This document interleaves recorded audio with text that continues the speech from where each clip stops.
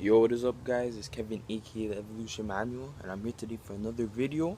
And this is gonna be kind of like a different video. This is gonna be like more of like a tips video, basically on how to balance school with the gym and like sports, like for all my athletes out there. This video is for you. So yeah, let's get into the video. There's like this stereotype where it's either like you're a student who's working 10 hours a week on homework or like 10 hours a day on homework, or you're either this athlete who just neglects school. But to be honest, you could do both. It's not impossible. I do it. So many people do it. Like almost all my friends do it. They even like have job, school, and sports, or job, school, and lifting. It's pretty easy. You just have to have like just follow the tips I tell you, and you'll be good. So if you guys didn't know, I live in Canada, so I'm gonna be talking from my perspective. Obviously, I know I have U.S. followers and English followers, like people from England and stuff like that. But basically, the Canada system works is there's 2 semesters, and you have 4 classes in each semester, and then you have exams at the end of each semester. So that's basically how the school system works and stuff like that. And I know for UK, there's like GCSEs and there's like A levels and stuff like that, and those are like important and stuff like that. So I'm gonna be talking like my perspective. So tip number one is to not procrastinate, and this might seem like like an obvious tip, but actually this is something that many people don't apply. So basically, what I try to do is try and get like the best possible grade from when school starts. I don't like to like rush and like procrastinate at the end to try and get the best grade possible.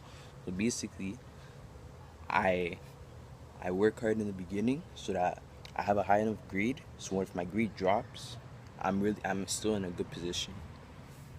This is kind of like the same concept for like assignments too. So if I know an assignment's due in like a week, I wouldn't start doing it the day before it's due. I'll start doing it when I know like a week before it's due.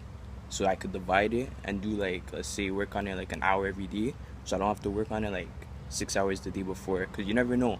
Like you could have a lifting session the day before it's due, or you could have like soccer practice the day before it's due. So you have to really like plan that out, and you have to take that in. You're not really in a position where you could procrastinate as a student athlete. 2 ways I stay organized is one, asking the teacher when the test is coming up, and this is really important. So you know when a test is coming up, so that just like I said in the first tip, you don't procrastinate. You don't have to rush and spend 7 hours studying for a test. You could divide it.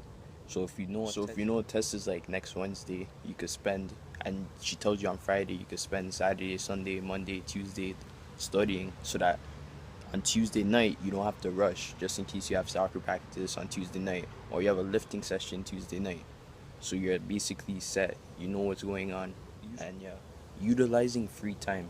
So basically, utilizing free time. So let's see, probably most people have this is like this easy class where you basically don't do anything. You could just like chill and stuff like that.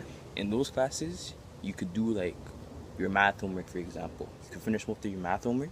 So then when you get home, you barely have any homework to do because you finished it in that class. So utilizing like free time like that. Like for example, I had like religion, we finished our work quick. We had so much free time.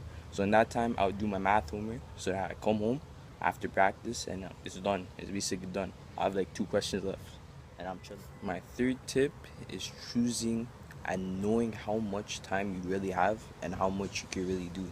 So for example, if you have practice, like if you're a competitive athlete who has practice like 3 times a week, and then you have a game like Saturday or Sunday, so 4 times a week you're working, you could probably, and you want to like hit the gym, you still want to like improve yourself, you want to gain muscle in the gym and stuff like that, you'll have to choose like a 2 day full body split, other than someone who doesn't have practice, who chooses a 6 day push pull leg split. You know what I mean? It's like you have to really know your ability, and you basically want to be aware of how much time you have to be doing lifting, sports, all of that, and that would determine which split you pick in the gym, or how much time you put into the gym along with the sport that you play, basically. So I'm using myself for an example. So for me, I was taking like some monetary hard classes last year. I was taking like math, physics, and stuff like that. So basically, I had track practice 2 or 3 times a week, and then like we wouldn't have meets until like later into the year, but because of Corona, well, obviously because of Corona, we didn't have those meets. But basically, what I'm trying to see is, since I was working, I was doing track practice 3 times a week.